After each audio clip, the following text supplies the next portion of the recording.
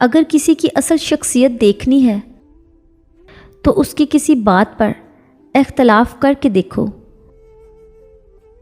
بہترین انسان وہ ہے جس کے پاس سماجی تبلیغ کے لیے الفاظ کی بجائے بہترین کردار ہو۔ مشکلوں سے لڑنا نہیں بلکہ سنبھل کر گزرنا سیکھو، ورنہ آپ کی شخصیت تباہ ہو جائے گی۔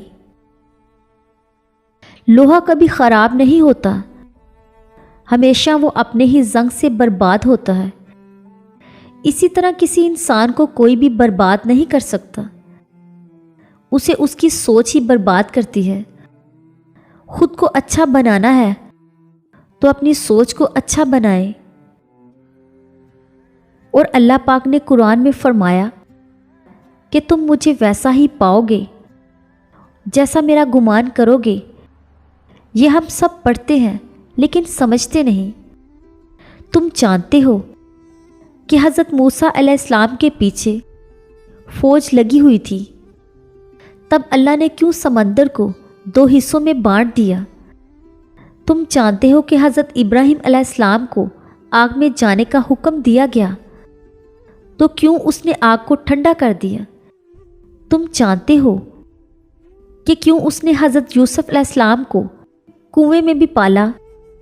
کیا تم جانتے ہو کہ کیوں اس نے بی بی ہاجرہ کو صحرا میں بھی زمزم دیا؟ کیوں حضرت یونس علیہ السلام کو مچھلی کے پیٹ میں بھی محفوظ رکھا؟ کیوں حضرت زکریا علیہ السلام کو عمر کے آخری حصے میں بھی اولاد سے نوازا؟ ان سب میں ایک چیز مشابہ تھی، یقین۔ ان میں سے کسی نے بھی ہمت نہیں ہاری، انہوں نے یقین رکھا کہ اللہ راستہ نکالے گا، اور دیکھو اللہ نے راستہ نکالا۔ وہ سب اس پر یقین رکھ کر آگے بڑھتے رہے، اور دیکھو اس رب نے بھی انہیں مایوس نہیں کیا۔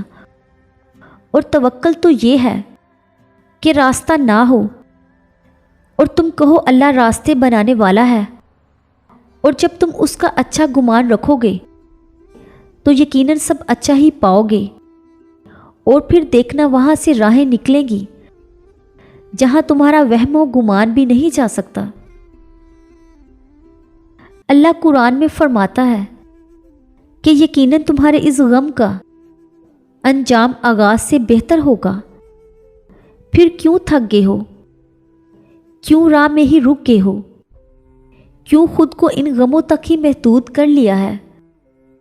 کیوں دعا نہیں کرتے ہو؟ اللہ نے خود تم سے وعدہ کیا ہے کہ اگر ثابت قدم رہو گے اور اللہ پر یقین رکھو گے تو ہر کہانی کا اختتام پرسکون ہوگا۔ اس غم کا آغاز جیسے بھی ہوا، جس سے بھی ہوا، مگر اس کا اختتام بہت پرسکون ہوگا۔ یہ جو طوفان تمہارے سینے میں اٹھتا ہے یہ بھی مدم پڑ جائے گا۔ جو یاد تمہیں سونے نہیں دیتی اسے تمہارے دل سے مٹا دیا جائے گا۔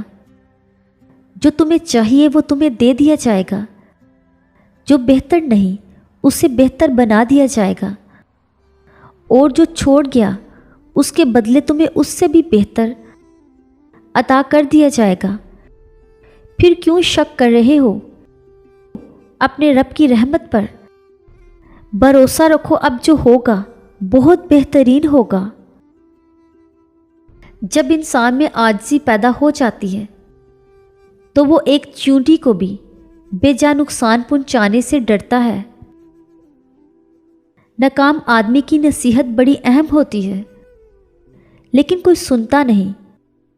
کامیاب آدمی کی فضولیات بھی لوگ غور سے سنتے ہیں۔ دنیا نتائج دیکھتی ہے، اسباب نہیں۔ خاموشیاں کبھی بھی بے وجہ نہیں ہوتی۔ کچھ درد ایسے بھی ہوتے ہیں جو آواز چھین لیتے ہیں۔ خاموشی عقل مند کا زیور اور احمق کا برم ہے۔ بعض اوقات انسان سکون کو ہر چیز میں تلاش کرتا ہے لیکن وہ اس کی اپنی ذات میں چھپا ہوتا ہے۔ اگر دنیا اور آخرت کی کامیابی چاہتے ہو تو اللہ کے بندوں سے اچھا سلوک کرو۔